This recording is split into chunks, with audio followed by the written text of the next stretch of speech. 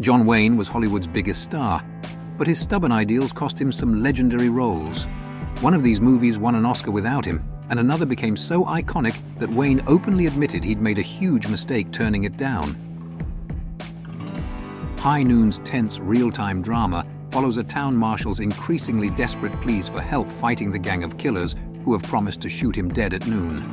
John Wayne was initially offered the leading role of Marshal Will Kane, but turned it down with a vicious rebuke, calling it the most un-American thing I've ever seen in my whole life.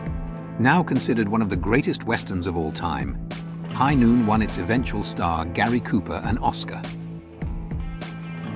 When Steven Spielberg was making the war comedy about a mass of hysterical Californians preparing for a Japanese invasion, the director personally approached John Wayne for the part of the gentle-hearted General Stilwell. However, the day after receiving the script, Wayne reportedly phoned Spielberg, urging him not to make the film. Wayne called the film un-American and told Spielberg, "Don't joke about World War II." Spielberg went on to make the film, casting Wayne's high and mighty co-star Robert Stack in the role. Yet Wayne may have had a point. 1941 was poorly reviewed and is now considered Spielberg's worst movie. This classic Western follows a haunted gunslinger who seeks out his estranged wife in a small town, only to find violence around every corner.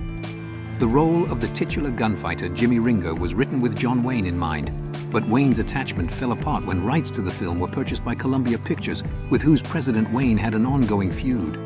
Ironically, the script would eventually be released from Columbia Pictures, purchased by 20th Century Fox, where Gregory Peck was cast in the lead. The film adaptation of a Pulitzer Prize-winning novel tells the story of a corrupt politician's rise and fall. Wayne was offered the lead role of politician Willie Stark. However, as he would later do with Spielberg's 1941, Wayne turned down the film for being unpatriotic. In a searing letter to his agent, who sent Wayne the script, the Duke stated the film smears the machinery of government for no purpose of humor or enlightenment. The role eventually went to Broderick Crawford, who would win the 1949 Academy Award for Best Actor, beating out John Wayne in The Sands of Iwo Jima. The title role of the gritty San Francisco cop Harry Callahan in Dirty Harry was initially offered to Frank Sinatra, who passed. Wayne was then offered the role, but also refused because he didn't wish to take a part that Sinatra had turned down.